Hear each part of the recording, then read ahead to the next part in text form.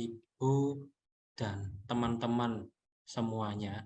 Jadi selamat datang dan terima kasih sudah bergabung di acara webinar di siang hari ini ya. Jadi kita akan mendengarkan ya pemaparan materi dari Ibu Liliana. Jadi selamat siang Bu Liliana. Siang Pak Miftah. Ya. Jadi selamat siang juga buat teman-teman semuanya. Nah, jadi kita langsung saja masuk ke pembahasan ya. Jadi kan di judul webinar ini Digital Lifestyle, Are You Ready? Nah, kita kan hidup di era yang sekarang digital ya. Apa-apa digital. Pasti teman-teman dan Bapak Ibu di sini setidaknya pasti menggunakan apapun produk dari digital. Digital lifestyle, hidup di era digital. Are you ready? Oke, tidak usah berlarut-larut, saya berikan waktu dan tempat kepada Bu Liliana untuk menjelaskan lebih lanjut. Terima kasih. Oke, terima kasih Pak Miftah untuk kesempatannya, juga kepada panitia yang menangani acara hari ini. Nah, sebelumnya kita ini sesinya berbincang-bincang aja ya, jadi nanti kalau misalkan di tengah-tengah ada yang Bapak Ibu mau sampaikan, silahkan disampaikan langsung gitu ya. Jadi kita santai aja, kita cuma sharing-sharing info yang mungkin informasi yang saya sampaikan ini ada yang mungkin Bapak Ibu lebih tahu dari saya. Nah, jadi silakan kalau misalkan nanti ada masukan langsung aja disampaikan. Nah, kita mulai sesi kita hari ini ya. Kita akan membahas tentang digital lifestyle. Nah, tadi yang seperti Pak Miftah bilang bahwa tidak bisa dipungkiri bahwa sekarang ini kita hidup di era yang banyak hal kita butuh teknologi di dalamnya. Nah, kalau kita lihat secara data, jadi secara data itu ini yang kira-kira terjadi. Jadi dari data dari 2020 ke 2021, ternyata teknologi ini semakin memiliki tempat yang porsi yang semakin besar, baik dari secara jumlah handphone yang terkoneksi, kemudian orang-orang yang menggunakan internet itu sendiri, kemudian sosial media, kemudian ada lagi juga kita berbicara tentang pola belanja. Nah, ini yang terjadi. Nah, kalau kita lihat satu-satu, mungkin dari sisi traveling gitu terjadi penurunan ya karena pandemi kemarin. Namun ternyata di bidang-bidang lainnya dari fashion, elektronik, kemudian pembelian makanan, personal care dan lain sebagainya, semuanya terjadi peningkatan secara belanja online. Nah, ini sudah sangat kelihatan bahwa masyarakat kita sudah mulai terbiasa dengan adanya teknologi ini. Nah, tidak bisa dihindari lagi bahwa perubahan ini terus terjadi di sekitar kita. Nah, kira-kira apa yang terjadi? Nah, ini yang tampak nyata ya. Jadi ini yang benar-benar kelihatan. Kalau dulu kita berbicara tentang teknologi itu biasanya sudah kita identik dengan ngomongin mesin, kemudian ngomongin pabrik dan lain sebagainya, sesuatu yang besar-besar. Nah, ternyata perkembangan teknologi saat ini nggak cuma tentang bisnis-bisnis yang besar. Pola belanja kita yang dulu kita pagi-pagi bangun berangkat ke pasar atau ke tukang sayur, sekarang kita duduk manis di rumah gitu, biarkan orang lain yang berbelanja untuk kita tinggal nunggu kiriman. Bahkan itu tidak hanya barang-barang yang apa ya? Kalau dulu mungkin online shop ada, tapi kita beli baju, misalkan kita beli lemari lah ya yang besar gitu ya. Tapi sekarang bahkan barang-barang fresh kita juga beli secara online. Nah, jadi pergeseran ini sangat signifikan terjadinya. Nah, contoh lainnya yang ini yang sangat banyak mengubah hidup kita adalah naik ojek. Kalau dulu ojek itu kesannya adalah ya kita nggak bisa pungkiri bahwa ojek itu biasanya kesannya bahwa kita harus berpanas-panas ria, nunggu di tempat ojek, dan mencari orang-orang yang mungkin paling banter, kita punya langganan gitu ya, jadi kita janjian sama dia lewat telepon atau SMS waktu itu. Ternyata sekarang dengan adanya ojek online, hidup kita menjadi sangat mudah, kita tinggal nunggu di rumah, nggak usah panas-panas di pinggir jalan, tidak perlu mencari pangkalan ojek terdekat, mereka yang datang untuk menjemput kita. Nah, demikian pula dengan paket. Kalau dulu paket gitu ya, kita terima dalam bentuk tulisan tangan seperti ini resinya. Kemudian kapan nyampainya hanya hanya JNE dan Tuhan yang tahu gitu ya. Kita nggak tahu kapan paket kita akan nyampai. Kemudian secara tracking kita nggak tahu kapan, kemudian dari sisi keamanan kita juga nggak tahu barang kita aman atau enggak. Kemudian nanti barangnya misalkan dilempar-lempar, dalamnya pecah dan lain sebagainya, kita juga nggak bisa menuntut banyak. Nah, kalau sekarang selama kita punya nomor resi, sebagian besar perusahaan-perusahaan yang eh, melayani logistik ini sudah bisa di-tracking. Jadi barangnya sampai mana kita tahu. Kemudian nanti kalau misalkan ada apa-apa kita juga bisa komplain. Jadi pelayanannya sudah menjadi sangat baik. Nah, kalau itu bisnis, sekarang kita ngomongin keluarga. Kalau dulu keluarga kita bisa ketemu yang jauh-jauh paling ya setahun 2 tahun sekali gitu ya. Sekarang dengan adanya teknologi mau nggak mau kita harus belajar. Kalau nggak gitu nggak bisa ketemu sama saudara-saudara yang jauh. Kita pakai video call, kita pakai Zoom dan lain sebagainya. Nah, ini adalah hal-hal kecil yang ada di sekitar kita dan hari ini kita akan membahas sedikit lebih dalam tentang bagaimana teknologi sudah mengubah hidup kita, ya. Oh, sorry, ini masih ada lagi. Kalau itu tadi tentang bisnis, tentang kumpul keluarga, sekarang kita bicara tentang olahraga. Kalau olahraga dulu kita harus bayar, datang ke gym, bayar bulanan untuk sewa alat-alat yang ada di gym, maka sekarang kita bisa ikut paling paling gampang lihat di YouTube.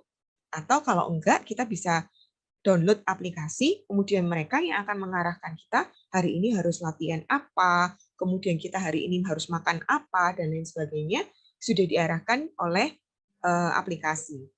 Demikian pula dengan sekolah. Kalau sekolah dulu kita tinggal di daerah pedalaman, saya kebetulan dari desa gitu ya.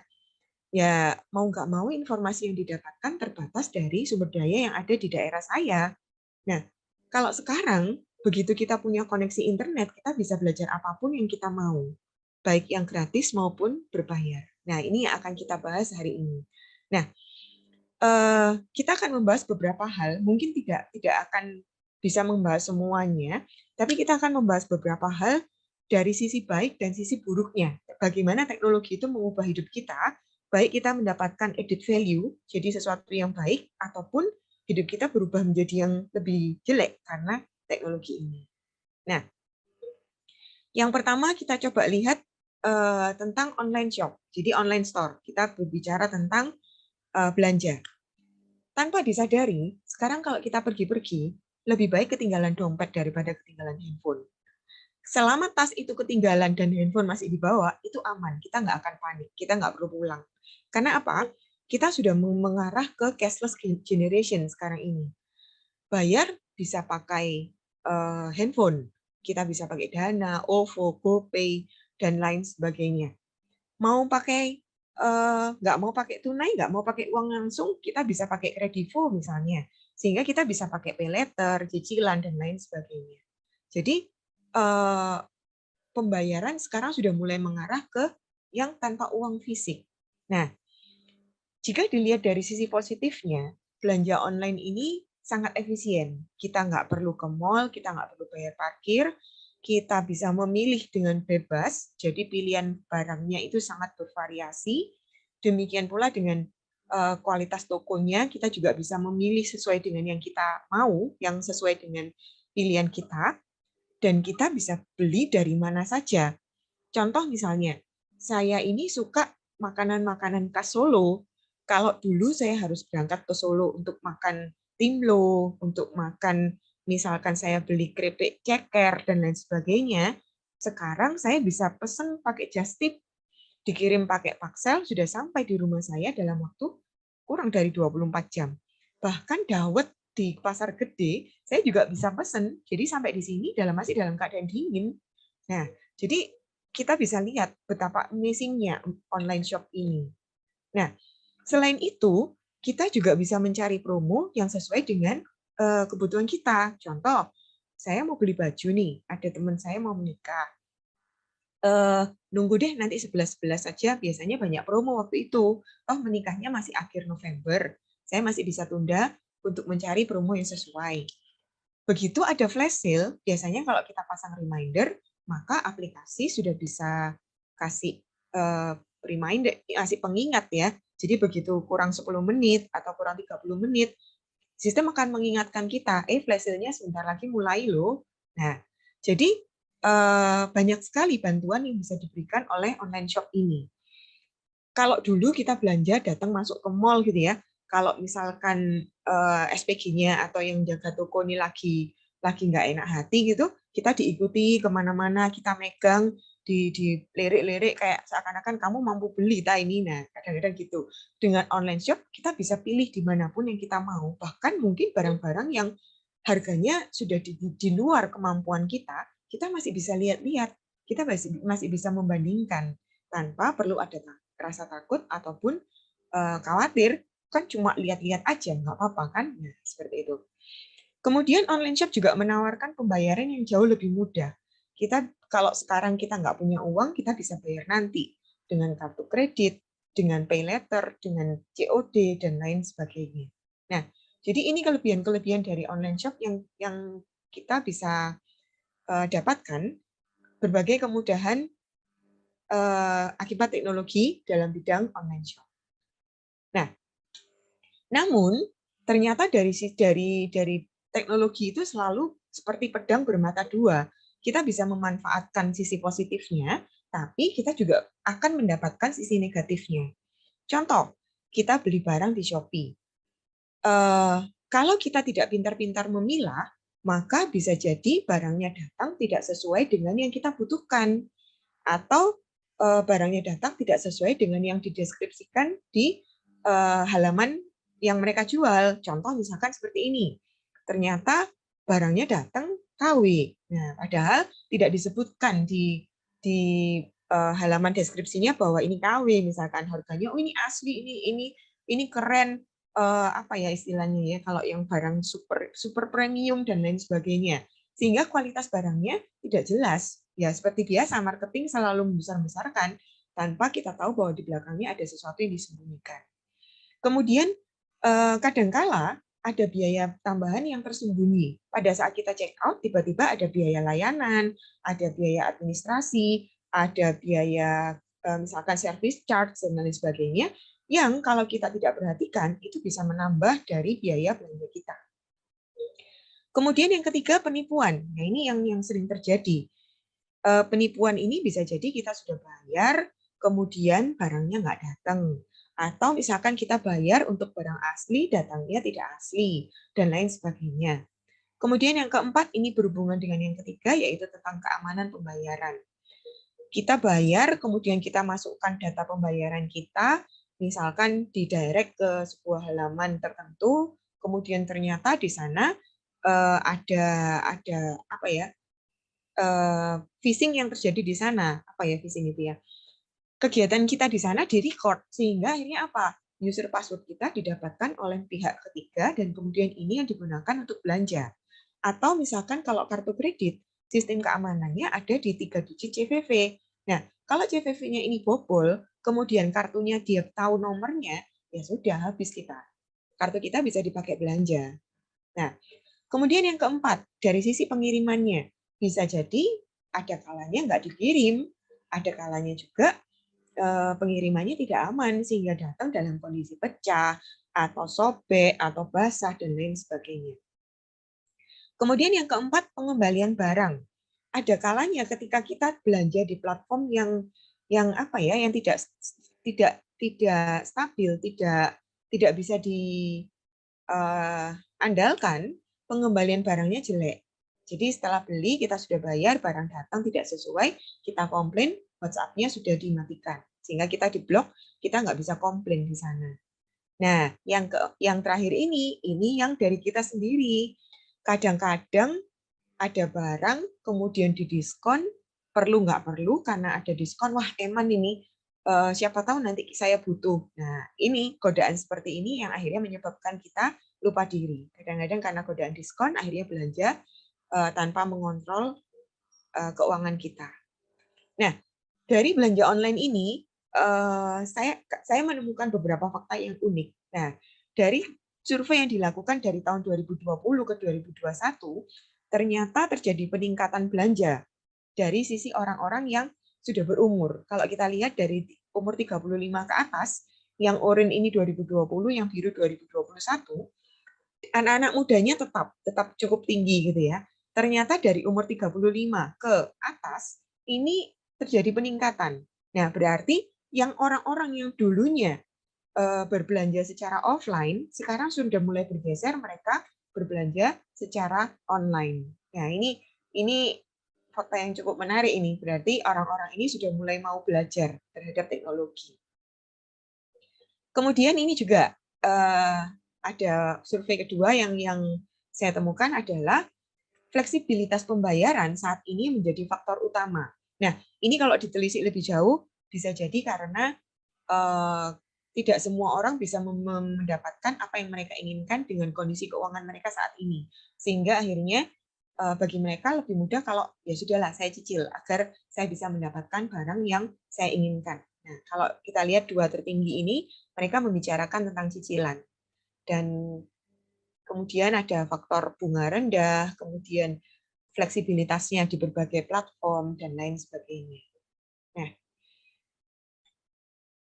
Nah, kemudian ini gender. Kalau dulu online shop itu selalu dituduh cewek yang paling banyak belanja. Ternyata enggak loh. Berdasarkan survei ini dilakukan terhadap 16 juta pengguna online shop. Nah, ternyata sebagian besar pengguna online shop saat ini adalah laki-laki. Ya, jadi kalau ibu-ibu sekarang dituduh suka belanja online, tolong ini ditunjukkan ke suaminya atau ke pacarnya gitu ya. Ternyata enggak, cowok yang lebih banyak belanja.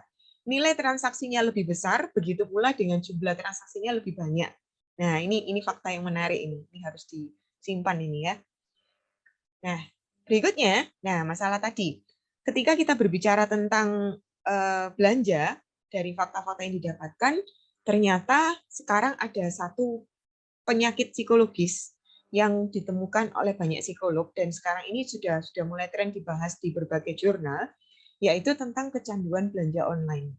Jadi kalau dulu orang itu kecanduannya itu kecanduan merokok, misalkan kecanduan main game dan lain sebagainya, sekarang itu ada satu lagi yang namanya kecanduan belanja online. Nah, berdasarkan faktanya, kecanduan online ini dapat didefinisikan sebagai gangguan kontrol impulsif karena rasa ingin berbelanja yang berlebihan akibat stres yang dirasakan. Jadi semakin stres mereka pengalihannya ke belanja online. Karena apa? Belanja online sangat mudah. Yang kedua nggak ketahuan siapa-siapa. Nah, itu yang bahaya ya. Apa ciri-ciri dari belanja online ini? Kecanduan belanja online ini adalah yang pertama, seringkali membeli barang yang tidak dibutuhkan. 1 karena lucu, 2 karena diskon, 3 karena misalkan mungkin nanti dibutuhkan, 4 dikasih ke orang lain. Pokoknya yang membuat dia bahagia adalah ketika dia menekan tombol check out. Nah, dia bayar itu puas, barangnya datang belum tentu dipakai. Nah, itu mulai kecanduan belanja. Kemudian yang kedua, mendapatkan belanja sebagai sumber kebahagiaan, kemudian tidak bisa mengendalikan diri, sekali check out misalkan 2-3 toko langsung dibeli, kemudian misalkan barangnya cuma remeh-temeh kok, satu toko cuma 20.000, nggak apa-apa lah ini total nggak sampai 100.000. Nah, awalnya seperti itu, semakin lama semakin besar nilai belanjanya. Kemudian nanti setelah barang datang, muncul rasa bersalah. Nah, tapi karena setelah rasa bersalah itu hilang, balik lagi belanja lagi. Dan efeknya, ketika merasa uangnya kurang, akhirnya yang terjadi apa? Lari ke pinjaman online. Nah, ini nanti akan kita bahas juga tentang pinjaman online. Nah, apa yang bisa kita lakukan terhadap kecanduan belanja online ini? Yang pertama sadar. Nah, itu yang paling penting. Kita harus belajar untuk mencari masalah kita tuh apa.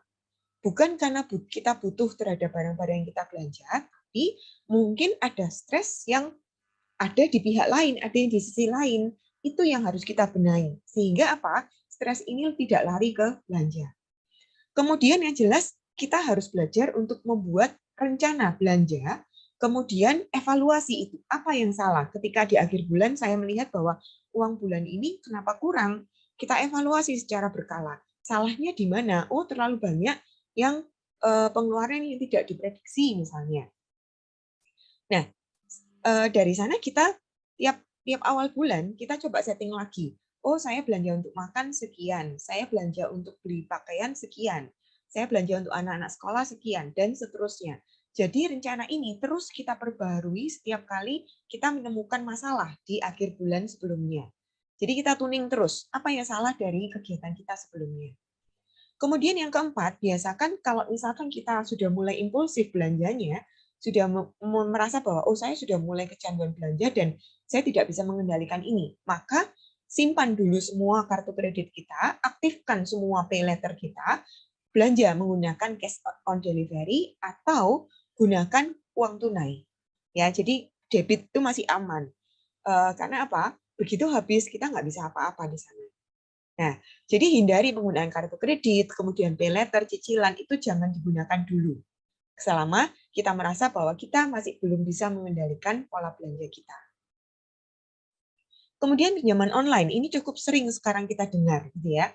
Pinjaman online itu perlu diperhatikan pinjaman online ini ilegal atau tidak. Pinjaman online yang legal itu pasti akan ada verifikasi dari OJK. OJK adalah lembaga yang menangani keuangan secara nasional. Kalau itu tidak terdaftar di OJK, maka jangan digunakan. Karena apa? Itu sudah pasti ilegal. Ya. Semakin mudah pengajuannya, itu semakin tidak aman. Yang perlu kita catat adalah kenyamanan berbanding terbalik dengan keamanan. Semakin kita nyaman menggunakan, semakin mudah suatu sistem digunakan, maka keamanannya semakin rendah. Jadi jangan berharap sistem itu akan aman kalau itu mudah dipakai oleh semua orang. Nah, pinjaman online saat ini itu pengajuannya sangat mudah. Nggak perlu jaminan, cuma upload KTP dan sudah mendapatkan apa yang kita inginkan. Kadang-kadang penjelasan bunganya juga tidak jelas. Jadi kadang-kadang kita dikasih misalkan bunga efektif 5,0%. Nah, kita perlu pelajari bunga efektif itu apa? Itu bukan bunga flat. Nah, jadi hati-hati. Ketika ada istilah-istilah yang kita tidak mengerti, cari tahu itu apa. Kita harus tidak boleh berhenti belajar. Jadi kalau ada istilah yang kita tidak mengerti, cari tahu itu apa. Pastikan bahwa ke depan kita akan aman. Ya, kadang-kadang pinjaman online dalam bentuk apapun ya, kita berbicara tentang kartu kredit juga, pay letter, cicilan dan lain sebagainya. Selama kita bisa membayar tepat waktu, kita aman. Tidak akan ada denda, tidak akan ada bunga yang tidak masuk akal. Sekali kita kelewatan membayar, maka akan muncul, mungkin akan ada denda, mungkin akan ada bunga, dan kalau berkepanjangan kita bisa diteror oleh debt collector. Ya, jadi ini yang harus hati-hati. Ini perhatikan resiko-resiko yang akan kita terima pada saat kita memilih untuk mengambil pinjaman online. Nah, berikutnya, pada saat kita mengajukan pinjaman online di suatu aplikasi yang ilegal, terutama yang ilegal, maka hampir bisa dipastikan bahwa informasi pribadi kita bisa bocor. Karena apa? Kita upload KTP di sana. Kita upload KTP, biasanya kita selfie dengan diri kita sendiri gitu ya, bawa KTP, kemudian nanti difoto, dimasukkan ke sana. Nah, itu hati-hati. Di KTP ada NIK. NIK saat ini sudah berhubungan kemana-mana, termasuk ke pajak. Begitu nanti secara keuangan, kemudian kita dinilai jelek, jadi secara keuangan di OJK kita dinilai jelek, maka akan bisa jadi selamanya nama kita akan jelek secara keuangan di Indonesia. Ya, kita perlu tahu bahwa masing-masing dari kita itu punya penilaian di OJK. Begitu istilahnya kolek ya. Jadi kalau kita selama kolek 0, kita aman. Pada saat kita ngajukan KPR, kita ngajukan kepemilikan mobil, rumah, dan lain sebagainya, kita aman selama 0. Masih besar kemungkinan kita diterima selama nilai kreditnya sesuai. Begitu ada masalah dalam sistem keuangan kita, maka kolek itu bisa berubah menjadi 1, 2, 3, dan sampai di blacklist oleh OJK. Begitu kolek kita jelek, maka pada saat kita mau melakukan transaksi di bank, itu akan menimbulkan keraguan dari pihak bank untuk memberikan kredit ke kita. Kalau sampai di blacklist OJK ya sudah, goodbye pada semua sistem perbankan. Kita tidak akan diterima dimanapun kalau nilai kita sudah jelek di OJK. Nah, yang terakhir, hati-hati pada saat melakukan pinjaman online, ada hal-hal yang kita secara tidak sadar setujui dan itu akan mengganggu hubungan sosial kita. Yaitu pada saat awal kita melakukan pinjaman online, di sana akan ditanya, aplikasi akan mengakses phonebook Anda. Apakah Anda mengizinkan? Begitu kita klik yes, maka semua data di dalam phonebook kita bisa diakses oleh aplikasi tersebut. Sehingga pada saat kita mengalami keterlambatan pembayaran, bisa jadi teman-teman yang terdaftar di dalam phonebook kita akan ikut diteror oleh debt collector-nya. Ya, itu yang harus diperhatikan. Begitu nanti ini debt collector akan menteror teman-teman kita, bisa jadi teman-teman kita akan marah sama kita dan akhirnya hubungan sosial kita yang akan rusak karena perilaku kita yang kurang baik. Ya, jadi ini hal-hal yang perlu diperhatikan dari pinjaman online. Jadi yang perlu digarisbawahi adalah selama kita melakukan pinjaman online dalam batas yang wajar, artinya sesuai dengan pendapatan kita, dan kita punya niat baik untuk membayar secara tepat waktu, maka pinjaman online akan jadi baik. Tapi kalau kita pinjaman online karena untuk memenuhi kebutuhan kita yang impulsif, yang tidak masuk akal atau kecanduan belanja, maka ini bisa jadi sesuatu yang jadi jelek buat kita dan teman-teman kita. Ya, jadi ini yang perlu diperhatikan untuk hati-hati. Nah, ada beberapa hal yang saya rangkum dari berbagai sumber di Google maupun jurnal. Sebagai konsumen, kita harus bijak menggunakan informasi yang ada di sekitar kita. Luapan informasi itu sangat banyak di sekitar kita. Kita mau googling apapun ada. Tapi yang perlu kita perhatikan, kita perlu memperhatikan ini betul atau tidak informasi yang kita dapatkan. Nah, jadi menjadi seorang konsumen yang bijak, itu ada beberapa hal yang perlu kita lakukan. Yang pertama, penggunaan data pribadi harus hati-hati menggunakannya. Yang pertama, kalau kita daftar ke suatu marketplace, sekiranya marketplace itu kita tidak butuh menggunakan KTP, maka lebih baik jangan menggunakan identitas asli. Kalau saya pribadi, saya menggunakan nama lain. Jadi saya punya nama samaran di dunia maya, saya pakai nama X gitu ya, tanggal lahirnya juga saya awur. Karena apa? Toh juga nggak akan dipakai untuk apa-apa. Kalaupun misalkan, buat promo gitu ya sudah seminggu sebelum kita ulang tahun, sehingga kita bisa belanja sebagai self reward. Jadi kita untuk beli kado kita sendiri itu seminggu sebelum kita ulang tahun gitu ya. Jadi biasanya kan ada promo tuh waktu ulang tahun. Nah, jadi gunakan data pribadi dengan bijak. Kalau itu tidak berhubungan dengan negara, maka lebih baik saya menggunakan data yang palsu. Agar apa? Kalau aplikasi itu bocor, data saya aman. Karena data asli saya tidak ada di sana. Yang kedua, pada saat saya mau melakukan pembelian barang, maka saya lebih memilih untuk membeli di platform yang bisa dipercaya. Misalkan marketplace yang besar-besar, contoh Tokopedia, Shopee, Blibli. Karena apa? Di marketplace mereka sudah punya manajemen yang baik. Kalau kita nggak cocok dengan barangnya, kita bisa mengajukan pengembalian. Kalau kita nggak puas dengan barangnya atau pelayanan orangnya, kita bisa memberikan rating yang kurang. Kemudian kalau misalkan ternyata barangnya nggak nyampe, kita masih bisa mendapatkan barang kita kembali. Karena apa? Ada pihak ketiga yang menjamin kegiatan kita ini bahwa si pembeli dan si penjual itu adalah benar-benar orang yang memang ada, gitu ya. Beda halnya dengan kalau kita beli lewat WhatsApp, kita nggak tahu ini orangnya ada atau enggak. Kemudian kita nggak tahu barangnya ada atau enggak. Kita nggak tahu review orang lain bagaimana. Kita nggak tahu barang ini asli atau enggak, dan seterusnya. Ya. Kemudian yang kedua, kita perhatikan rating. Kalau di Shopee, rating itu biasanya 1-5. Saya secara pribadi, saya memfilter barang yang akan saya beli ratingnya harus 4,9 atau 5. Dan perhatikan juga jumlah ulasan yang ada. Dan biasanya, begitu saya lihat ada rating yang 1 atau 2 bintangnya, saya baca itu dulu. Jadi saya filter dulu, rating jeleknya karena apa? Orangnya komen apa? Misalnya ada fotonya, barangnya nggak asli misalnya, atau misalkan datang dengan kondisi barangnya jelek, barangnya pecah atau apa. Nah, itu bisa dijadikan pertimbangan kita pada saat membeli. Ya.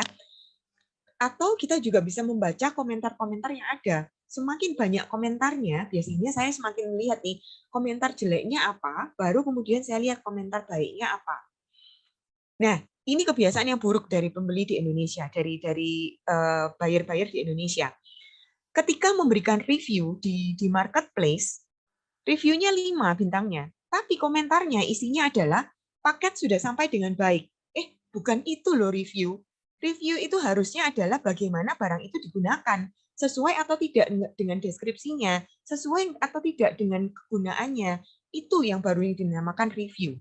Ya, kalau misalkan kita berbicara tentang barangnya sudah sampai dengan selamat, titik. Loh, berarti belum pakai dong barangnya. Kita nggak tahu ini barangnya sesuai atau enggak dengan kegunaannya. Kemudian apalagi kalau di foto dalam kondisi paketnya belum dibuka. Nah, itu review yang harus diragukan gitu ya. Review yang kita keluarkan dulu dari penilaian kita.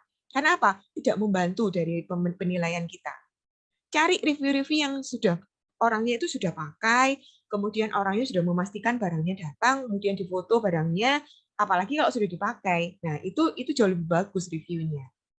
Nah, kalau kita masih ragu-ragu dengan review yang ada di dalam marketplace, maka kita bisa melihat review itu dari Google.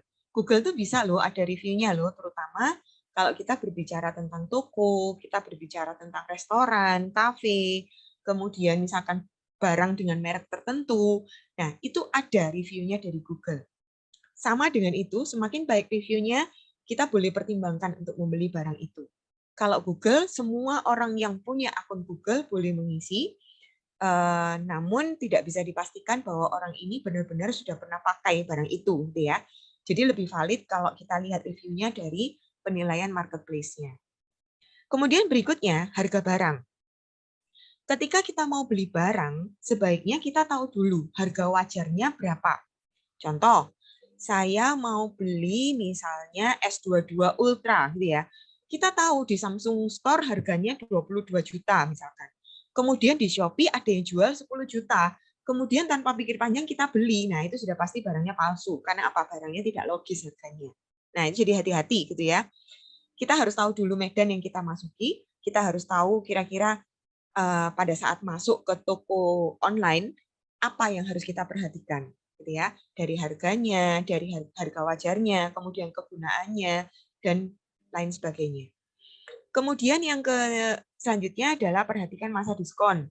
Kalau misalkan di marketplace, biasanya flash sale itu sudah diingatkan jauh-jauh hari. Bahkan ketika kita masukkan ke keranjang belanja, kalau itu sudah mendekati flash sale, sudah ada reminder-nya. Harga ini akan berubah jadi sekian pada tanggal sekian. Nah, jadi itu bisa kita ingat-ingat. Atau bahkan kalau di Shopee itu ada reminder-nya, kita pasang reminder. Kemudian belakangan ini trennya ada tanggal cantik, yaitu angka yang selalu kembar.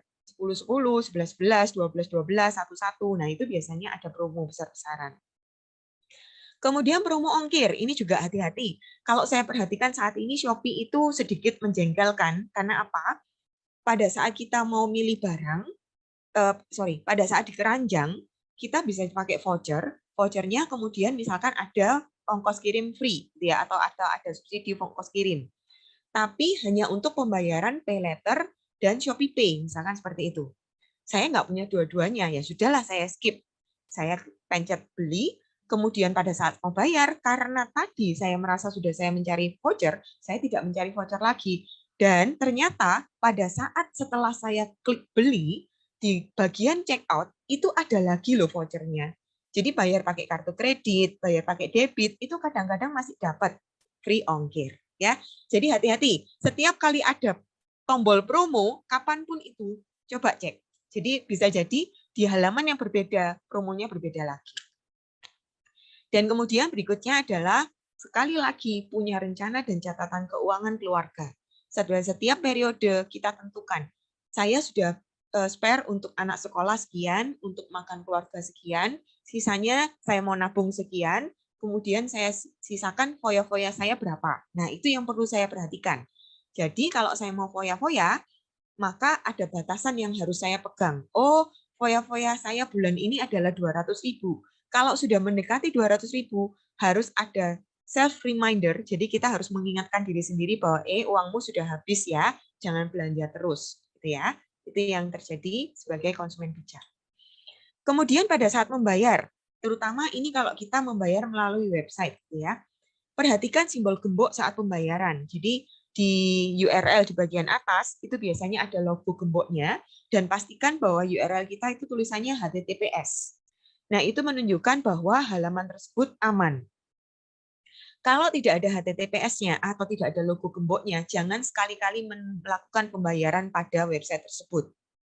Kemudian yang kedua, perhatikan jenis pembayaran yang diterima. Kadang-kadang ada yang menerima COD, kadang-kadang ada yang menerima menggunakan internet banking, dan lain sebagainya. Hati-hati pada saat kita diarahkan ke halaman pembayaran, pastikan bahwa itu adalah halaman resmi dari bank yang bersangkutan atau aplikasi yang bersangkutan, gitu ya. Karena apa? Kadang-kadang kita misalnya nih, untuk pembayaran m-bankingnya BCA itu www.klikbca.com. Nanti muncul website palsu. Kalau BCA itu KLIK BCA. Bisa jadi muncul CLICK BCA atau CLIK BCA. Nah, karena halamannya sama persis modelnya, kita tidak memperhatikan halamannya, kita langsung aja bayar. Nah, kadang-kadang itu disertai dengan recording terhadap halamannya. Sehingga akhirnya apa? Kita ngetik apa itu ditangkap. Nah, sekali lagi akhirnya data kita bocor. Dan kemudian yang perlu kita perhatikan pada saat kita melakukan pembayaran, jangan pinjam gadgetnya orang. Atau bahkan jangan pakai gadget atau handphone atau PC yang digunakan secara publik. Karena apa? Kalau kita menggunakan PC atau laptop yang digunakan secara publik, bisa jadi koneksi yang digunakan secara untuk internetnya itu tidak aman. Ya, dan kemudian yang terakhir, pastikan kita membeli barang sesuai dengan kebutuhan dan dana yang kita miliki. Nah, itu tadi kita berbicara tentang online shop. Mungkin ada dari Bapak Ibu ada yang mau menyampaikan pendapat.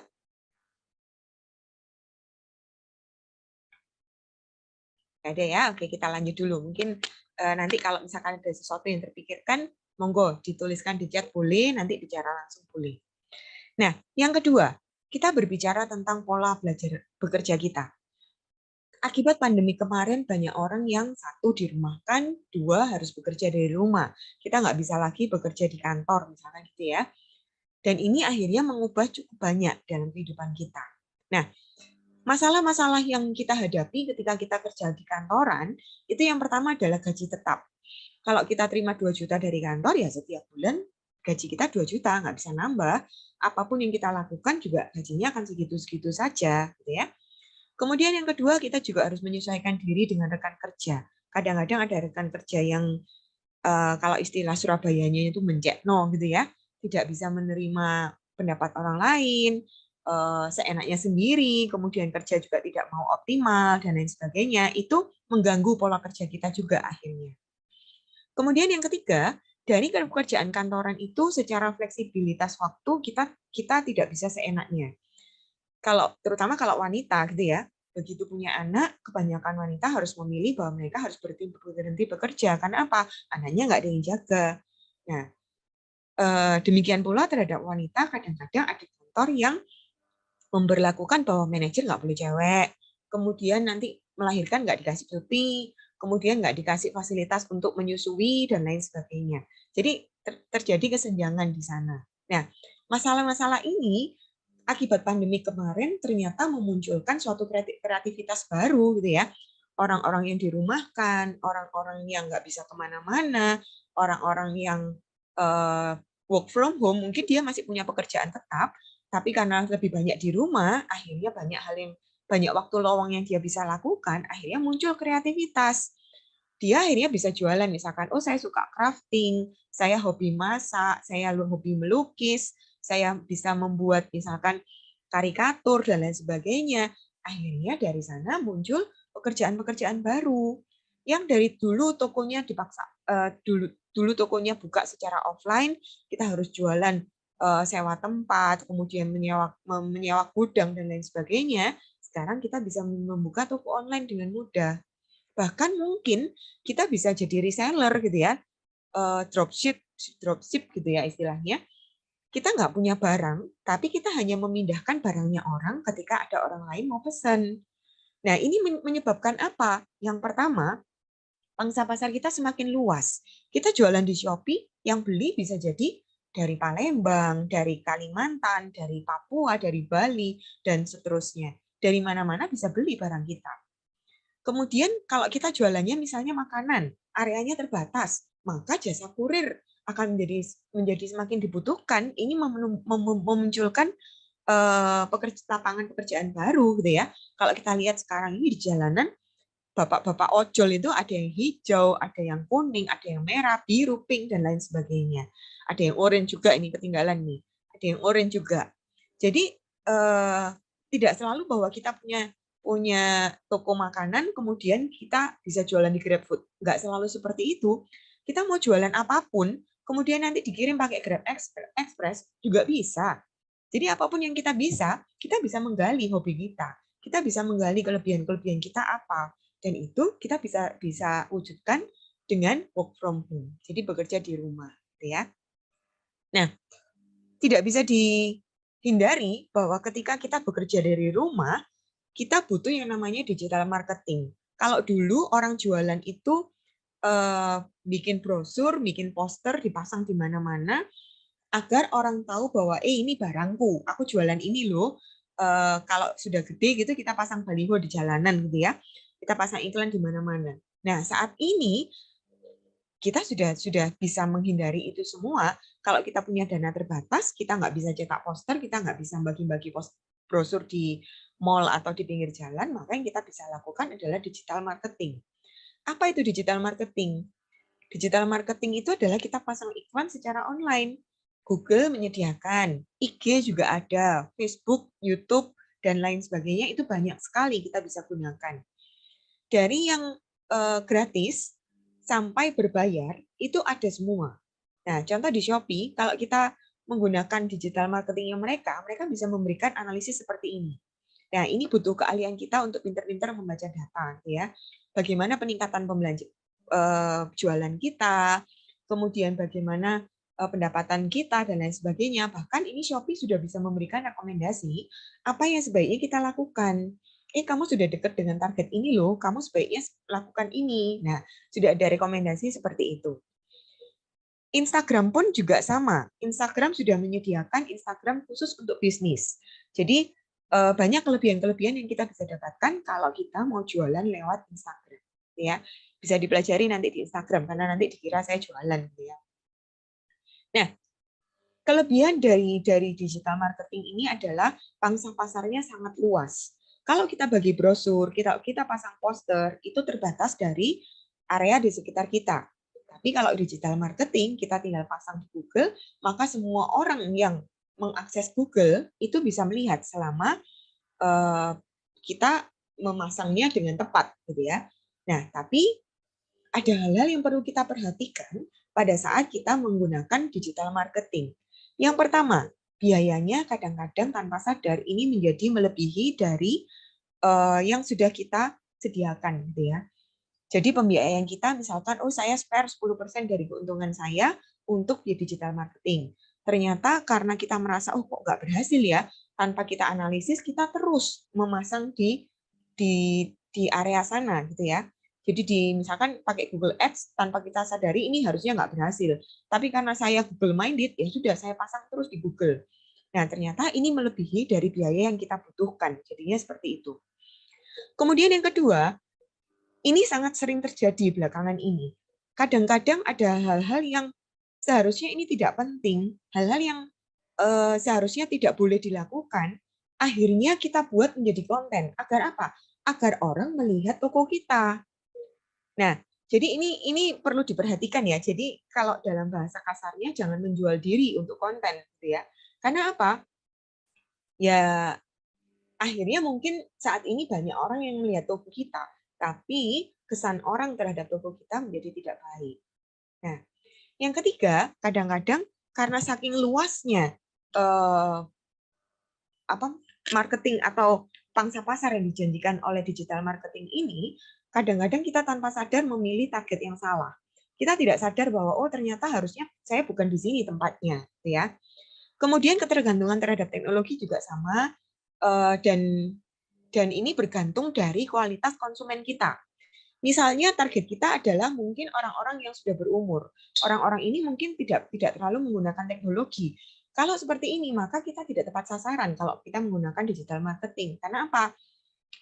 Orang itu tidak sadar kalau ada iklan, bahkan seperti itu. Nah, jadi hati-hati ya. Jadi pada saat melakukan digital marketing, kita harus perhatikan kita sudah tepat sasaran atau tidak. Berikutnya kita berbicara tentang pola belajar. Tadi sempat dibahas. Kalau sekolah konvensional, kita harus hadir secara fisik. Kalau kita berada di luar kota, maka kita harus ngekos, misalnya gitu ya, ngekos di kota besar untuk mendapatkan pendidikan yang kita inginkan. Kemudian yang kedua, biayanya kalau ditambah ngekos, ditambah transport, dan lain sebagainya, biayanya menjadi tinggi. Dan kemudian kita harus mengikuti kurikulum yang disediakan oleh sekolah-sekolah tersebut. Kalau misalkan saya lebih pintar dari teman-teman saya susah mau mempercepat. Kenapa ya? Sudah harus ikut sepanjang semester itu misalnya. Nah, ini ada contoh nih, ini hitung-hitungan perkiraan biaya kuliah di berbagai universitas besar di Indonesia gitu ya, diambil 5 yang besar, kurang lebih seperti ini biayanya. Nah, ini kita harus perhatikan, ini biaya 1 semester, kalau dibagi 6 per semesternya berapa. Nah, ini harus siap-siap gajinya harus lebih dari ini ya. Nah, saat ini sudah banyak platform yang menyediakan sekolah online. Sekolah online ini bukan dalam arti sekolahnya tuh tidak ada kelas kemudian dipindah online, tidak hanya seperti itu ya Bapak Ibu. Sekolah online itu adalah ada yang menyediakan kursus-kursus online yang diakui secara nasional sertifikatnya, dan itu bisa dianggap sebagai itu kita sudah menguasai skill yang disediakan di materi tersebut. Jadi contoh nih, saya suka desain dengan pola kanvas misalnya. Saya bisa mengambil di sebuah platform sekolah online bagaimana sih cara menghasilkan gambar digital yang menjadinya nanti hasilnya seperti lukisan kanvas. Nah, saya mengikuti hanya khusus pembelajaran tentang lukisan kanvas. Jadi tidak perlu belajar-belajar lainnya tentang lukisan cat air, kemudian lukisan apa dan lain sebagainya, tidak perlu semua saya kuasai. Saya fokus langsung di lukisan kanvas. Itu bisa. Secara waktu dia akan sangat hemat. Karena apa? Saya tidak perlu mempelajari yang lain, saya langsung khusus di materi yang saya sukai. Tidak terikat waktu dan tempat karena saya bisa belajar dimanapun dan kapanpun saya mau. Dan kemudian ini praktis. Karena apa? Cukup pakai laptop, cukup pakai handphone, saya bisa mempelajari apapun yang saya mau. Ya, karena sesuai dengan kebutuhan kita. Dan kemudian ada beberapa platform-platform pembelajaran online yang menyediakan personalisasi. Begitu dirasa saya sudah mampu mengatasi materi tertentu, maka sistemnya bisa memberikan saran, kamu sudah bisa loh, mau lanjutkah di materi selanjutnya? Nah, jadi waktunya sudah bisa lebih singkat lagi, dan akselerasi pembelajarannya menjadi lebih cepat. Dan kemudian dokumentasinya juga lebih baik. Karena apa? Slide-nya ada di sana, penjelasannya ada di sana. Bahkan ketika ada videonya kita bisa tonton lagi kapanpun kita mau. Kita bisa ulang-ulang sesuai dengan kebutuhan kita. Nah, sama dengan yang lain-lainnya, sekolah online pun memiliki pedang bermata dua. Ada kelebihannya, ada kekurangannya. Kekurangannya adalah ketika kita tidak bijak memilih, bisa jadi platform yang kita tuju itu mungkin mahal, mungkin isinya tidak sesuai dengan yang kita harapkan, mungkin juga materinya membosankan, dan lain sebagainya. Jadi, sekolah online harus benar-benar bergantung dari niat kita. Motivasi diri, kontrol diri, dan support system kita harus memadai. Ya, jadi motivasi diri ini maksudnya gini, saya berjanji pada diri sendiri bahwa setiap hari saya akan membaca materi sekolah online saya selama 2 jam. Ini sudah sangat sedikit loh dibandingkan sekolah konvensional gitu ya. 2 jam saya duduk diam mendengarkan materinya, kemudian mengerjakan tugas-tugas yang disediakan di sekolah online tersebut. Kalau kontrol diri kita kurang, kemudian sudah setengah jam, aduh ngantuk, saya malas tidur dulu deh, nanti aja tengah malam saya bangun lagi. Nah, ini bibit-bibit menuju kegagalan. Ya. Kemudian apa yang dimaksud dengan support system? Pastikan bahwa orang-orang di sekitar kita mensupport kegiatan kita. Jangan-jangan nanti saya lagi sekolah online sama mama masuk kamar, kamu main game terus, kamu main laptop terus, ngapain aja sih sana lo keluar, bantuin mama di luar. Nah, itu bahaya. Ya, jadi kita harus menjelaskan, Saya di depan laptop ini untuk belajar loh ya. Saya lagi sekolah ini, bukan lagi main game. Saya tidak mengakses konten-konten yang nggak jelas. Ini saya lagi belajar. Jadi tolong jam sekian sampai jam sekian saya jangan diganggu. Nah, jadi ketika support sistemnya baik, orang-orang di sekitar kita mendukung, maka sekolah online ini bisa jadi berhasil. Nah, ini jenis-jenis sekolah online yang cukup terkenal di Indonesia, yang didukung beberapa bahkan didukung dengan kartu Indonesia Pintar. Jadi di kartu Indonesia Pintar itu sudah disediakan saldo, kemudian saldonya ini bisa digunakan di berbagai platform, kita bisa milih kursus-kursus yang kita inginkan. Nanti kalau kita bisa selesai sampai lulus, kita dapat sertifikat. Sertifikat ini bisa jadi berguna pada saat kita bekerja. Jadi kita dapat pengakuan bahwa saya bisa menguasai skill tersebut. Ya. Panitia, saya kurang berapa menit waktunya?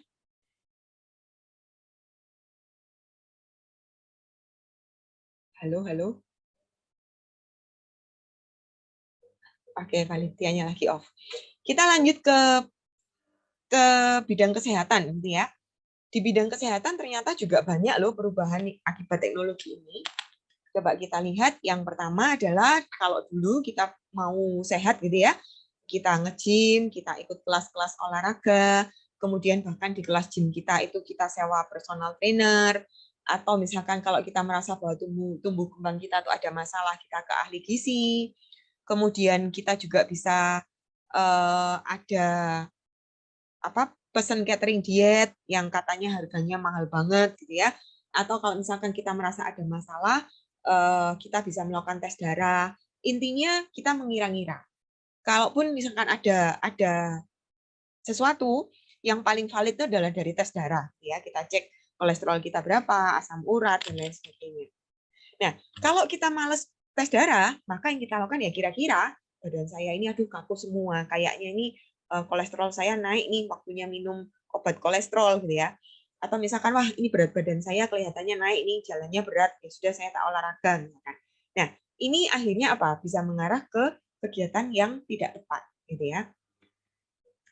Dengan adanya aplikasi, kita melihat bahwa banyak sekali gadget yang kita bisa gunakan. Kalau dulu kalau kita bicara tentang teknologi, maka kita ke rumah sakit, kita tes darah, kita CT scan, kita MRI, kemudian kita melakukan misalkan endoskopi dan lain sebagainya, itu dibaca oleh alat yang keren-keren di rumah sakit. Nah, kalau sekarang ternyata alat-alat kesehatan ini tidak hanya sekedar dimiliki oleh rumah sakit, gitu ya.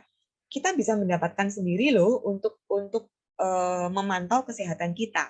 Contoh yang pertama adalah jam pintar, smartwatch. Dari yang harganya murah sampai harganya beberapa juta, itu ada. Yang membedakan adalah apa? Fitur-fitur yang ada di dalamnya. Minimal dia bisa mengetahui detak jantung kita. Jadi secara berkala, dia akan menilai ritme jantung kita, kemudian dia bisa memberikan warning ketika detak jantung kita terlalu cepat. Misalkan dia di awal kita nginputkan ya, kita umur berapa. Sistem sudah bisa mengenali kalau untuk umur sekian, rata-rata detak jantungnya sekian. Sehingga kalau ada di bawah atau di atasnya, sistem bisa memberikan reminder bahwa kamu detak jantungnya terlalu tinggi nih. Ada baiknya duduk dulu, diam dulu, atau cari istirahat dulu. Kemudian juga ada yang bisa mengetahui kualitas tidur kita. Catatannya bahwa kita pakai terus ya smartwatch-nya ya. Bahkan ada yang bilang waktu mandi pun harus dipakai gitu ya. Kalau kita gunakan waktu tidur, maka dia bisa menilai kapan ini masa rapid eye movement-nya sudah masuk ke dalam deep sleep, sehingga kualitas deep sleep-nya itu bisa diketahui. Rata-rata orang deep sleep-nya sekitar 1-2 jam dalam tidur malam itu. Kalau kita terlalu rendah atau kita terlalu banyak, itu aplikasinya juga bisa memberitahu, kamu banyak tidur ya, atau kamu kurang tidur ya. Nah, hati-hati nanti bisa sakit ini misalnya. Atau handphone dan smartwatch itu bisa mengenali olahraga yang kita lakukan. Entah itu naik sepeda, entah itu jalan, lari, kemudian jalan cepat, itu dia bisa menilai. Dari gerakan-gerakan sensor yang ada dimiliki di smartwatch atau handphone, dia bisa menilai jarak tempuh kita berapa, jumlah langkahnya berapa, kalori terbakar berapa. Kemudian kalau kita ada misalkan sudah berlebihan olahraganya, itu juga bisa dikasih notifikasi gitu ya. Kemudian GPS ini umum ya, jadi GPS untuk mengetahui posisi kita di mana, kita sudah jalan kemana saja, itu bisa dibaca oleh smartwatch. Kemudian juga membantu kontrol asupan nutrisi. Kita bisa catat nih, kita sudah makan apa saja, kemudian kita ada keluhan apa, itu kita bisa catat di aplikasi kita, sehingga akhirnya apa? Kalau ada sesuatu yang salah, itu bisa diingatkan oleh handphonenya, oleh aplikasinya. Nah, di beberapa smartwatch yang saya tahu, bahkan dia bisa memberitahu nih, kalau kita sudah pakai jamnya, kemudian kita enak bekerja di depan laptop sudah beberapa jam, dia bisa ngasih reminder. Jadi handphone jamnya itu bisa tiba-tiba geter gitu ya. Dia ngasih tahu, waktunya berdiri, jangan duduk terus, karena nanti bisa gini. Nah, dia bisa ngasih reminder seperti itu. Ya, jadi apa ya?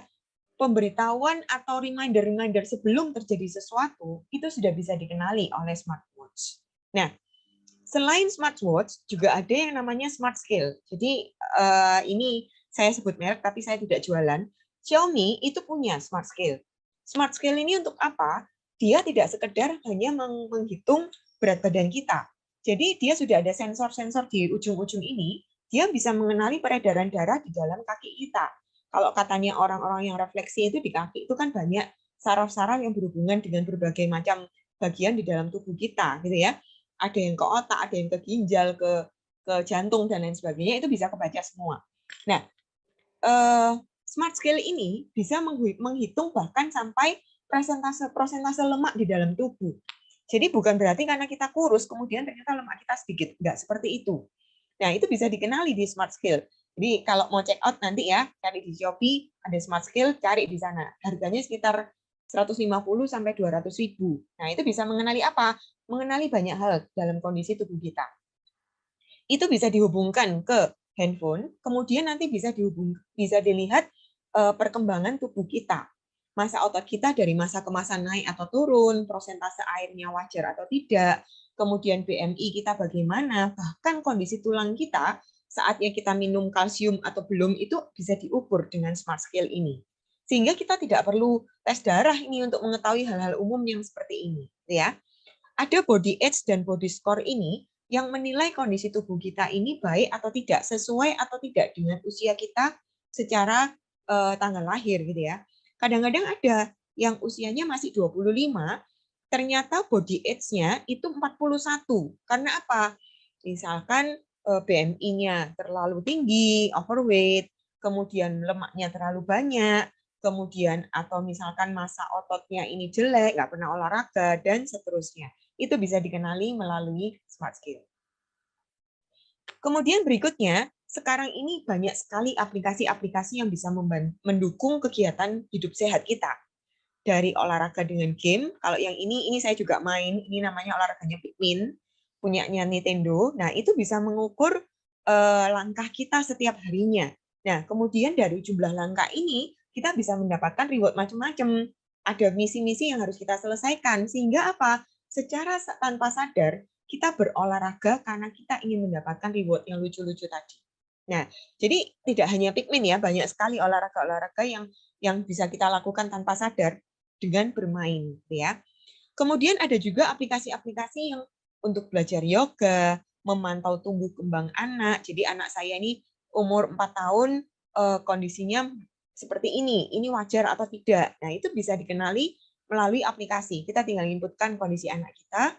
Selama kita jujur menginputkan, maka aplikasi bisa memberitahu anak kita ini sesuai atau tidak dengan masa pertumbuhannya. Demikian pula dengan fertilitas kita. Kapan kalau kita mau program punya anak, kita bisa inputkan jadwal menstruasi kita, kemudian di dalam aplikasi tersebut bisa memberitahu, waktunya program pembuatan anak itu tanggal sekian sampai tanggal sekian misalnya. Atau misalkan kalau untuk KB juga bisa, kita bisa menghindari masa-masa fertilitas ini untuk menghindari punya anak misalnya. Kemudian kita juga bisa melakukan diet sehat. Misalnya saya inputkan berat badan saya saat ini, tinggi badan saya, kemudian saya bisa menginputkan target saya berapa, nanti dia bisa memberitahu setiap harinya saya sebaiknya makan ini untuk diet sehat saya misalnya. Kemudian buat janji dengan dokter, kemudian konsultasi dokter online, beli obat, layanan vaksin, jasa tes laboratorium, itu semua ada. Contoh Halodoc. Semua kita bisa lakukan menggunakan aplikasi. Jadi tidak perlu lagi antri-antri atau kadang-kadang itu kalau dokternya privat ya, jadi dokter yang janjian di rumah, kadang-kadang kita harus membaiki perawatnya agar kita didulukan misalnya. Dan sekarang tidak perlu seperti itu lagi. Kalau dokternya punya aplikasi, maka kita bisa daftar lewat aplikasinya tanpa perlu khawatir kita nggak kebagian tempat atau dokternya nggak ada. Nah, berikutnya kita berbicara tentang investasi.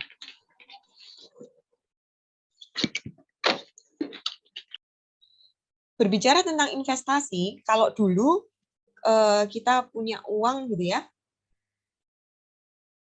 punya uang maka kita simpan di bank, kita ngantri ke bank, kemudian buat deposito juga ke bank, kita dapat selembar kertas, kertas itu hilang ya sudah goodbye dengan deposito kita, gitu ya. Kemudian kalau kita mau main saham, maka kita harus tahu ilmunya. Atau kita sewa broker. Broker kita harus tahu bahwa orang ini benar-benar bisa diandalkan dan bisa dipercaya. Atau misalkan kita simpan dalam bentuk emas, maka emas lempengan ini kita simpan di lemari besi atau deposit box di bank, atau bagaimana caranya kita nyimpen gitu ya di bawah bantal atau apa. Demikian pula kalau kita main valuta asing gitu ya. Kita punya uang Singapura dolar, Australia dolar, atau American dolar, itu kita simpan dalam bentuk fisik atau dalam tabungan falas. Tabungan falas satu bunganya sangat kecil, kemudian fluktuatif juga, dan kemudian kalau kita simpan dalam bentuk fisik, itu kalau di Amerika ada masa berlakunya. Kode-kode tertentu dalam masa tertentu itu sudah tidak diakui di Amerika. Jadi kalau kita bawa ke Amerika, uang-uang yang seri lama sudah tidak berlaku, tidak bisa diterima sebagai alat pertukaran pembayaran di negara itu sendiri. Jadi ternyata tidak selamanya ketika kita menyimpan secara fisik itu aman, ya.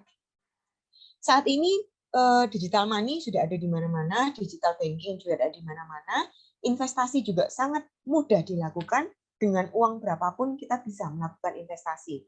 Kalau salah satu yang saya tahu itu Bareksa. Bareksa itu kita bisa main saham, bisa main pendapatan tetap dan lain sebagainya, bahkan mulai dari digital mulai dari nominal Rp10.000 kita sudah bisa mendapatkan yang namanya saham. Kita sudah punya simpanan di Bareksa dengan nilai setiap hari. Misalkan kita mau nabung nih, tapi uang saya nggak banyak, ya sudahlah sehari 10.000. Itu nggak terasa loh, 1 bulan sudah dapat 300.000. Nah, kita bisa pantau setiap harinya, hari ini nilainya berapa, atau kita simpan misalkan dalam bentuk sukuk, misalkan pendapatan negara, surat utang negara, itu kita bisa simpan misalkan dalam waktu 1 tahun atau 2 tahun, 3 tahun. Kalau dulu hanya orang mapnya merah kalau nggak salah.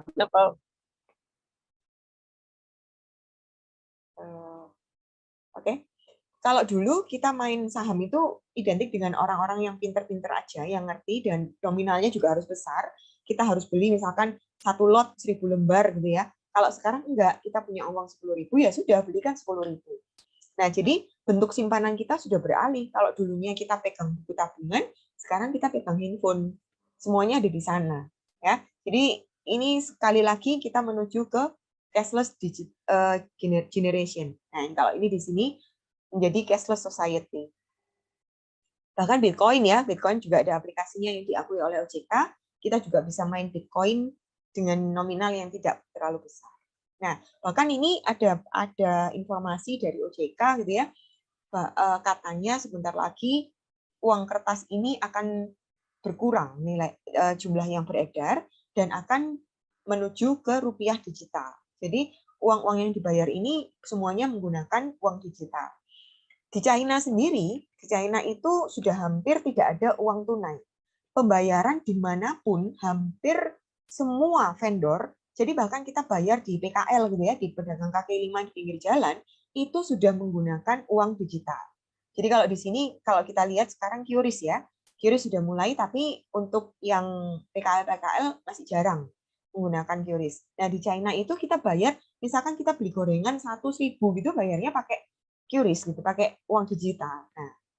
Nah, uang digital ini masih menimbulkan pro kontra yang cukup tinggi, yaitu yang pertama infrastruktur. Tidak bisa kita pungkiri di Jawa dan di luar Jawa infrastrukturnya sangat gapnya sangat jauh gitu ya. Ini yang perlu diperhatikan oleh pemerintah.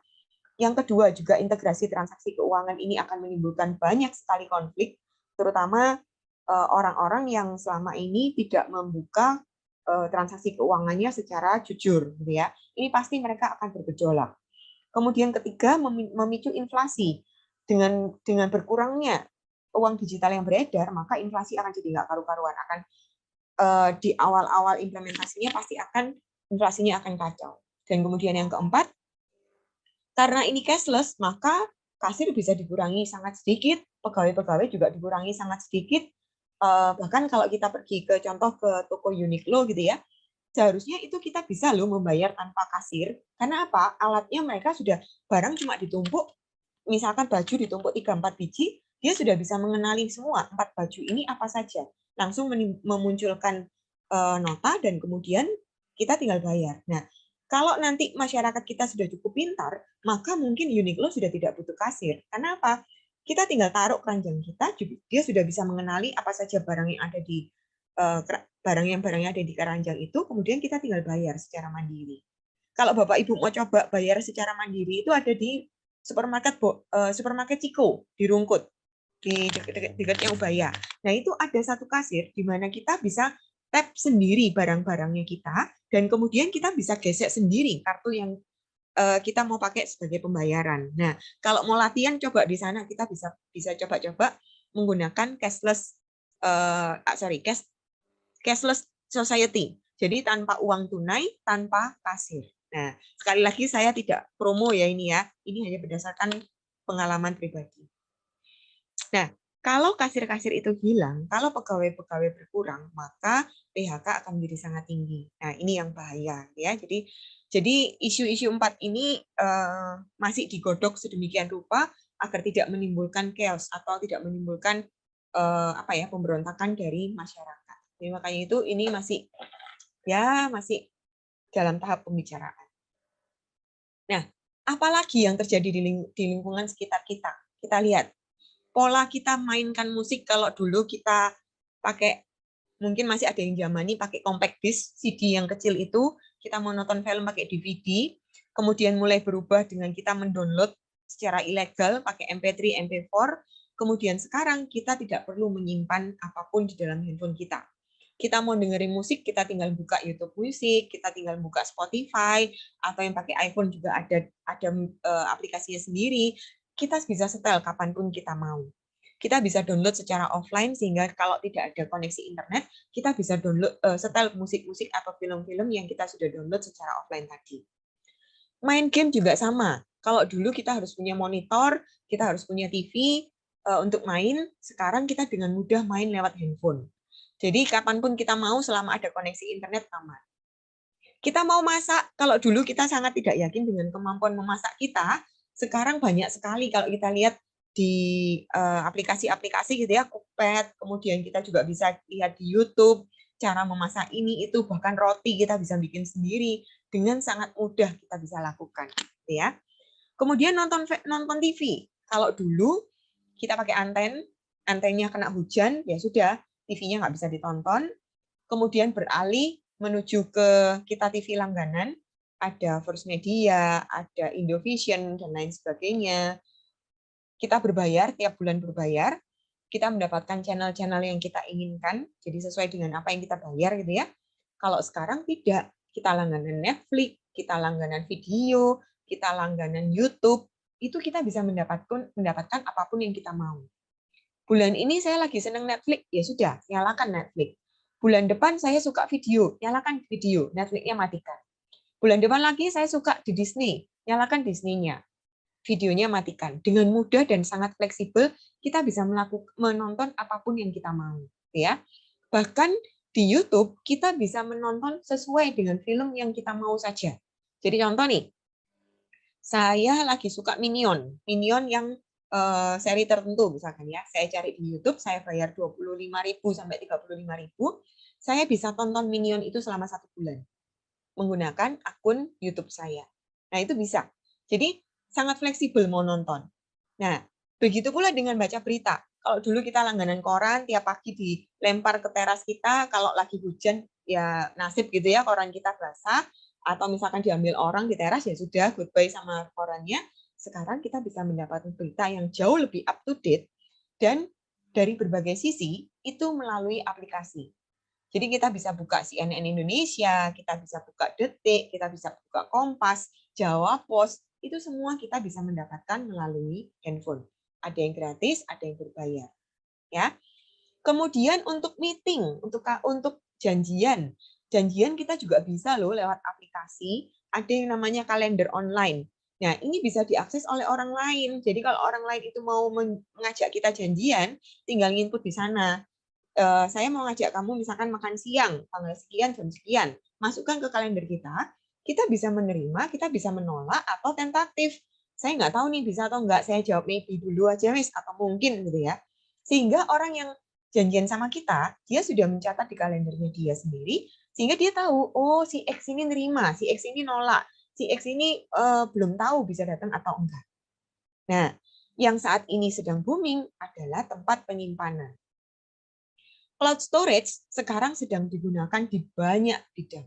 Ya, di banyak hal itu kita membutuhkan cloud storage. Contoh, kita nyimpen foto, kita nyimpen video-video kita yang lama-lama, foto anak kita, atau kegiatan-kegiatan kita, LPG, kemudian rencana kegiatan dan lain sebagainya, kita bisa simpan secara cloud. Kelebihannya apa? Kita bisa share ke orang lain dengan mudah. Kemudian kita bisa kerja kolaboratif dengan mudah di dalam cloud itu. Tidak seperti dulu. Kalau dulu kita buat laporan gitu ya, kita buat doc, kemudian nanti docnya kalau sudah dikirim ke si A nanti ngedit, kembalikan ke si B ngerjakan, dikembalikan ke si C ngerjakan, kembali ke pemilik awalnya. Nanti kalau ada yang kelewatan, ya nggak update filenya. Dengan cloud, kita bisa kerja bersama-sama dalam satu file yang sama, sehingga secara bersamaan APJ tadi bisa bekerja secara bersamaan, dan kalau ada orang-orang yang tidak bertanggung jawab mengubah-ubah konten kita masih bisa kembalikan ke versi yang sebelumnya dengan sangat mudah. Nah, itu cloud. Nah, dari paparan yang tadi sudah kita bahas, begitu banyak perubahan yang terjadi di sekitar kita akibat teknologi. Nah, sekarang pilihan ada di kita. Kita mau belajar untuk berubah atau tidak. Nah, perubahan tidak bisa dipungkiri. Waktu akan terus berjalan dan perubahan itu akan pasti terjadi. Ada satu quote yang menyatakan bahwa tidak ada yang pasti di dunia ini kecuali perubahan. Ya, jadi perubahan dimanapun dan kapanpun kita berada akan terus terjadi. Pilihannya adalah kita mau memaksa dengan kebiasaan kita yang lama, ataukah kita mau membiasakan diri dengan sesuatu yang baru. Jadi kita yang menyesuaikan diri dengan keadaan kita. Nah, kalau kita memilih untuk menyesuaikan diri dengan keadaan kita, maka ada beberapa hal yang perlu kita lakukan. Yang pertama adalah kita harus open mind. Kita harus berani menghadapi perubahan itu sendiri. Karena apa? Kalau kita takut, kita nggak pede, kita merasa bahwa kita terlalu bodoh untuk menerima teknologi itu, maka selamanya kita akan menjadi katak dalam tempurung, gitu ya. Meskipun misalkan kita dites IQ-nya 150, tapi kalau kita tidak berani menghadapi perubahan itu, maka akan selamanya kita akan menjadi bodoh. Ya, bodoh bukan dalam hal IQ-nya rendah, tapi bodoh karena kita tidak mau berubah. Nah, lifetime learning itu harus diterapkan dalam kehidupan kita. Berapapun usia kita, tidak lihat itu anak kecil ataupun sudah dewasa ataupun bahkan sudah berumur, sudah tua, maka kita harus tetap belajar. Ya, jadi kalau misalkan mama kita, orang tua kita misalkan ya sudah pensiun, di rumah tidak ada kegiatan, mungkin kita bisa ajari main game di handphone, cari game-game yang cukup simpel sehingga dia bisa main, atau misalkan ajari menggunakan WhatsApp. Kemudian dia bisa kontak-kontakan dengan teman-temannya, dia bisa video call kalau tidak bisa chatting misalkan, atau misalkan menggunakan voice message. Jadi bisa ngobrol tanpa perlu belajar ngetik gitu ya. Nah, mungkin ini akan membuat suasana hati orang tua kita yang dulunya nggak pede dengan kehidupannya, yang merasa sudah tidak, misalkan sudah pensiun, merasa ditinggalkan, anaknya kerja semua, di rumah nggak ada yang nemeni, yang tadinya cuman misalkan ngelamun sepanjang hari atau misalkan cuma bersih-bersih rumah, jaga cucu. Sekarang dia bisa punya kegiatan lain. Dia bisa kontak-kontak lagi sama teman-temannya yang dulu-dulu, bisa melakukan hal-hal yang mungkin dulunya tidak pernah dia lakukan, kumpul-kumpul di kafe atau reuni dan lain sebagainya. Dan apapun yang kita lakukan, segala sesuatu yang berlebihan itu tidak baik. Ya, kalau kita terlalu menuruti teknologi, oke, saya belajar hal baru, saya berani menghadapi perubahan, tapi saya kelewatan. Akhirnya semua kegiatan kita bergantung pada teknologi, itu juga nggak baik. Karena apa? Begitu nanti handphone baterainya mati, kita nggak punya internet, kita sudah kelabakan, kita nggak bisa apa-apa. Karena apa? Semuanya ada di handphone. Mau tidak mau, self-control tetap diperlukan. Jadi kita sendiri yang tahu saatnya kapan kita menggunakan teknologi dan kapan kita mengandalkan diri kita sendiri.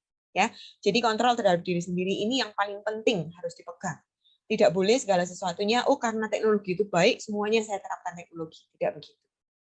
Nah, itu tadi pemaparan dari saya, kurang lebih seperti itu yang bisa saya sharingkan ke Bapak Ibu sekalian. Mungkin ada hal-hal yang tidak saya ketahui, dan mungkin ada yang kelewatan, dan mungkin ada kata-kata yang salah. Saya mohon maaf untuk kekurangan saya. Terima kasih. Saya kembalikan ke Pak Miftah sebagai moderator. Oke, terima kasih Bu Lili atas sharing dan pemaparan materinya mengenai digital lifestyle. Nah, oke. Di sini apakah teman-teman ada yang ingin sharing atau pertanyaan? Silakan Bapak Ibu, teman-teman. Nah, mumpung di sini ada Bu Lili, gitu. Silakan Bapak Ibu dan teman-teman.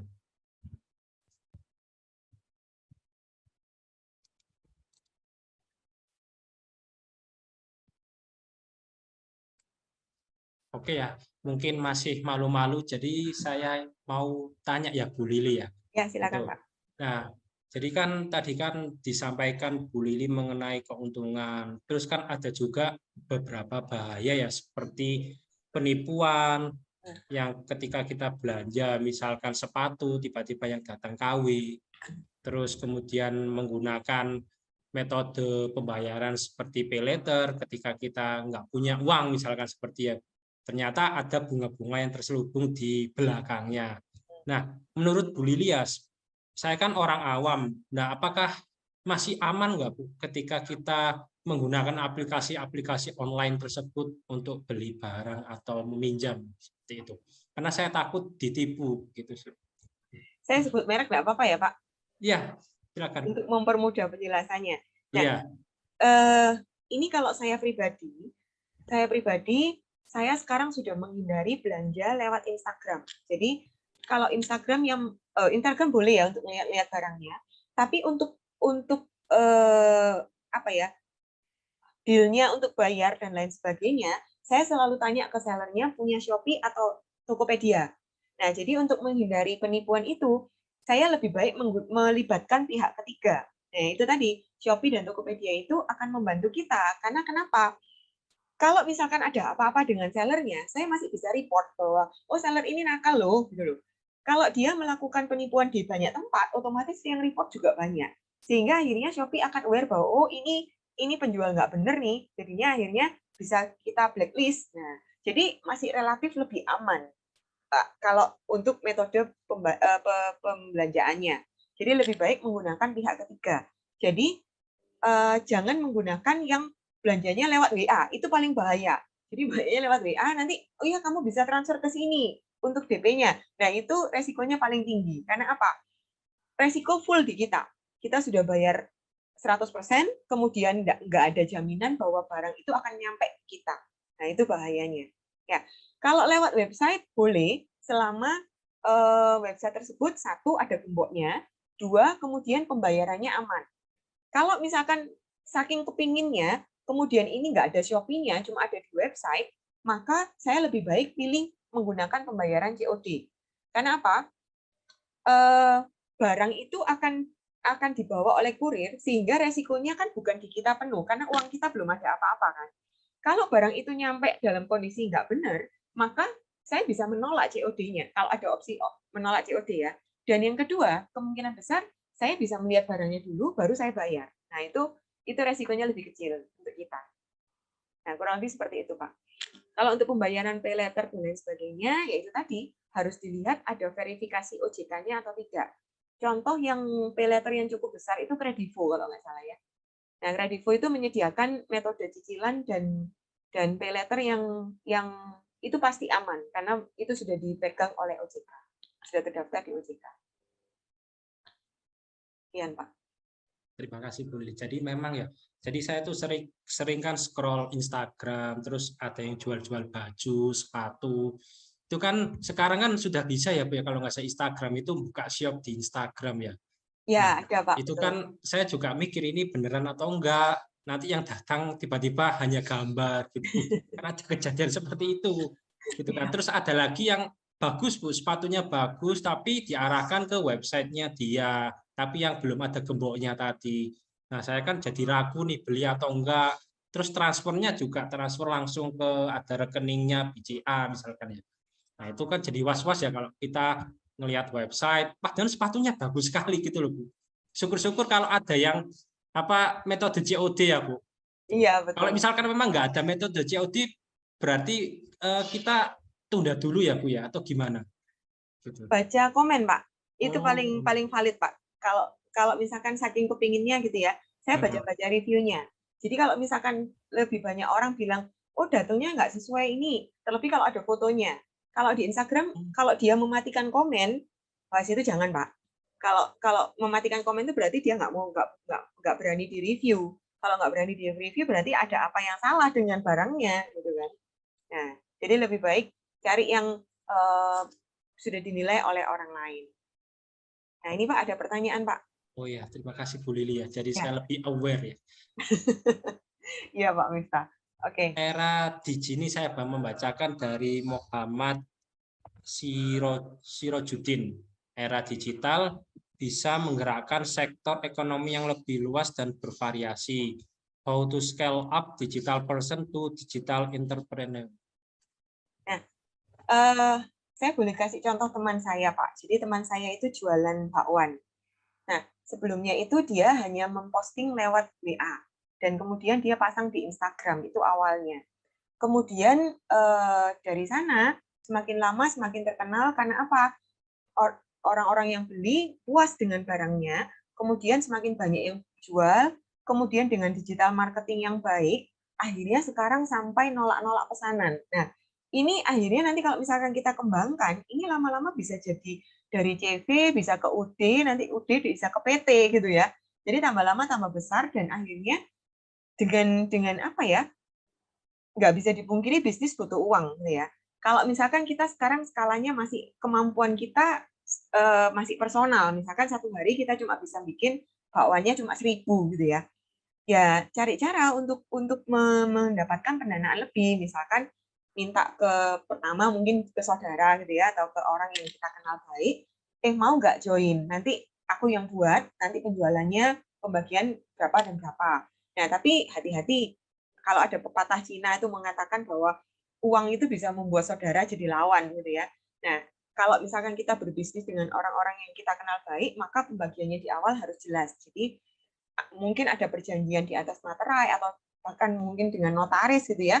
Kalau kita jadikan usaha, maka lebih baik minimal kita buat sebagai CV. Jadi ini usaha pribadi dengan beberapa orang sebagai investor dan kemudian pembagiannya berapa-berapa itu jelas. Nah, dengan pendanaan lebih, otomatis kita bisa membuat bakwannya lebih banyak. Misalkan tadinya 1.000, sekarang kita bisa bikin 3.000. Kalau memang kualitas yang barang yang kita jual ini baik, pasti akan besar kok dengan sendirinya. Karena apa? Kemampuan apa ya? Power of netizen kita itu sangat kuat. Kalau misalkan baik, maka penyebarannya akan sangat cepat dan ini akan berarti bahwa orang akan aware dengan produk ini gitu. Dan akhirnya beneran teman saya tadi akhirnya dari pertama dia hanya mulut ke mulut sekarang sampai nolak pesanan gitu. Kemudian sampai ikut event-event khusus di mana dia akhirnya jualannya menjadi sangat banyak. Jadi tidak cuma dari orang-orang sekitarnya dia saja yang beli. Nah, kurang lebih seperti itu, Pak. Jadi tidak bisa dipungkiri bahwa bisnis itu butuh uang. Jadi kalau kita mau menjadi dari digital, sorry Pak, digital person ini maksudnya Pak Muhammad, mungkin saya bisa confirm ya Pak. Digital person ini maksudnya orang yang pakai teknologi secara pribadi, bukan untuk bisnis Pak. Kalau tadi yang saya ceritakan ini orang yang dulunya bekerja bisnis pribadi, kemudian sampai akhirnya nanti dia bisa disebut pengusaha secara digital. Caranya seperti itu Pak. Jadi digital marketingnya yang harus dikuatkan, plus pendanaannya juga harus dikuatkan. Nah, kalau dari digital person, orang yang hanya sekedar sebagai konsumen dalam teknologi, kemudian mau menjadi digital entrepreneur, ya seperti tadi Pak, kita harus tahu kelebihan kita apa. Jadi misalkan kita gali dulu hobi kita apa, kemudian kesukaan kita apa, itu yang mungkin kita bisa coba ya open PO tipis-tipis lah Pak. Misalkan ada teman yang suka dengan brownies kita coba bagi-bagikan di sekitar kita dulu. Kalau responnya positif, kita mungkin bisa coba open PO sehari 10 gitu. Nanti kalau misalkan oke lagi, kita baru bisa berani pasang di Instagram. Kemudian nanti dari Instagram kita mungkin bisa jualan di Shopee, mulai buka lapak di Shopee dan seterusnya. Nah, jadi seperti itu kira-kira Pak kalau kita mau jadi digital entrepreneur. Semoga sesuai dengan yang diharapkan. Betul Pak, mindset. Mindset itu yang sangat penting dari kita Pak. Kalau ditabrak sesuatu masih berani maju atau enggak, itu yang paling penting Pak. Ya, mungkin dari Bapak Ibu ada lagi yang mau ditanyakan, yang mau didiskusikan? Ya Bu, saya mau bertanya. Ya, silakan Pak Karolus. Untuk terkait di dunia digital sekarang ini memang banyak kemudahan digital. Tapi gini Bu, saya punya pengalaman itu mendapatkan chat penawaran dari nomor WhatsApp yang tidak saya kenal.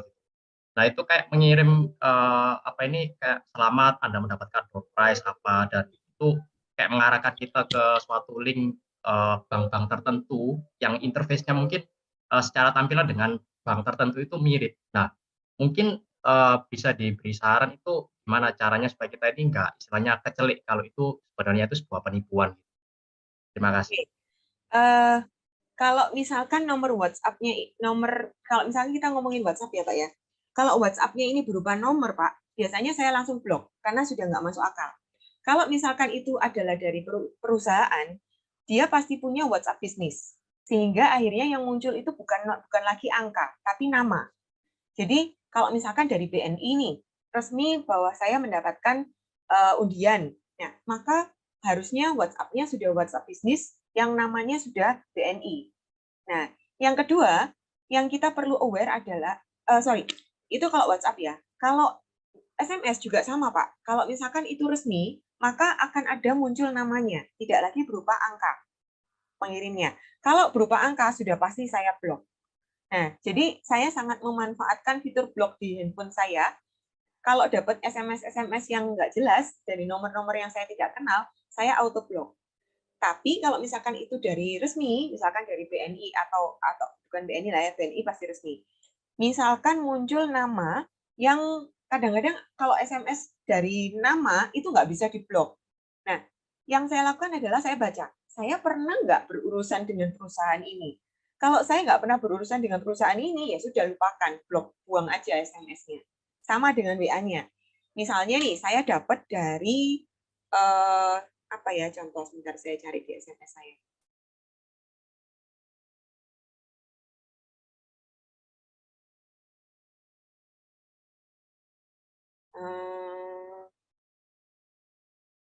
Nah ini, misalkan dari Pegadaian, saya dapat SMS dari Pegadaian, free kuota 100 mega, bla bla bla. Saya nggak pernah urusan sama Pegadaian, tiba-tiba Pegadaian dapat nomor saya dari mana ini? Nah ini hati-hati ya, jangan dipercaya apapun isinya, pasti saya nggak akan baca. Kalau misalkan saya merasa bahwa oh ya saya pernah urusan sama Pegadaian, mungkin saya akan baca. Jadi self-aware-nya harus diperhatikan sendiri. Dan kemudian link, kalau link kita dapat link, hati-hati, karena kadang-kadang kita cuma sekedar buka aja, itu sudah terjadi pencurian data. Jadi tidak hanya sekedar pada saat kita buka, kita menginputkan sesuatu, baru data kita dicuri. Tidak seperti itu. Ada website-website yang nakal, ketika kita cuma buka aja, itu sudah dicatat sebagai sudah terjadi kebocoran data di sana. Jadi bisa jadi apa yang ada di dalam handphone kita itu bisa diambil oleh aplikasinya. Ya, kadang-kadang juga hati-hati dengan kalau kita connect di WiFi umum. Nah, itu juga bisa menimbulkan kebocoran data juga. Terutama kalau misalkan ya, saya lagi di kafe, kemudian saya minta WiFi-nya kafenya, kemudian saya melakukan pembayaran. Nah, itu kalau misalkan ada hacker yang bisa membobol WiFi-nya, itu transaksi kita, data-data kita bisa diambil lewat WiFi. Jadi kalau untuk hal-hal yang penting-penting, saya rasa lebih baik menggunakan koneksi pribadi, jangan menggunakan koneksi umum. Demikian Bapak Karolus. Semoga bisa menjawab pertanyaannya. Ya, terima kasih Bu. Ya.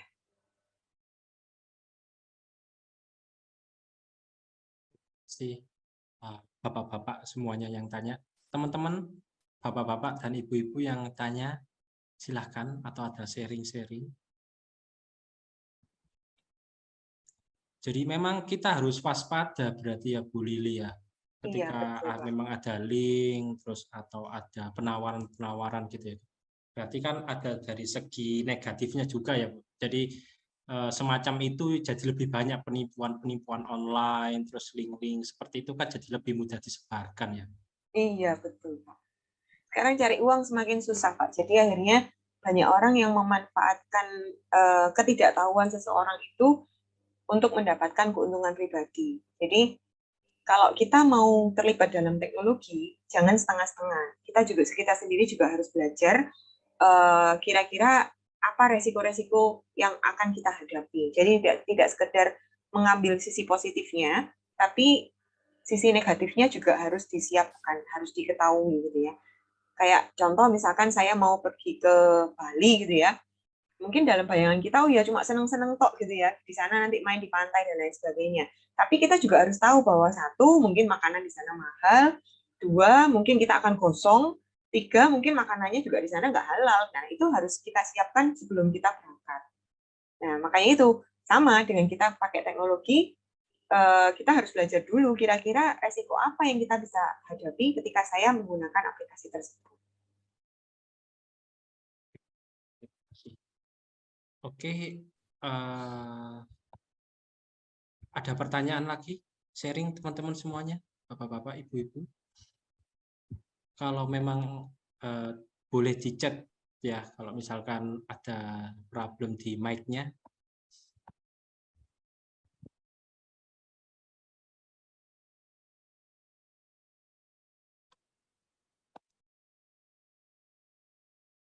Oke ya, kalau memang tidak ada pertanyaan, sepertinya bapak-bapak, ibu-ibu dan teman-teman sudah paham mengenai ini ya, karena Bu Lili menyampaikan sangat detail. Saya sudah dapat banyak ilmu dari yang waspada, terus dari yang apa tadi ya, pemanfaatan teknologi seperti belanja, terus kita bisa bekerja secara online. Mungkin Pak Ahmad Dimasturi open mic mau tanya?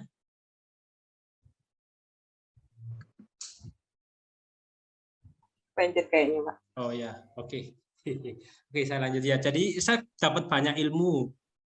Oke, jadi dari belanja, kerja, ya, sekolah online, yang dari yang offline mahal biayanya, terus online jadi lebih mudah, lebih murah, terus masalah kesehatan. Jadi ya kita bisa pakai salah satu smartwatch, smart skill tadi ya. Terus dari investasi pun kita juga bisa menggunakan secara digital. Begitu.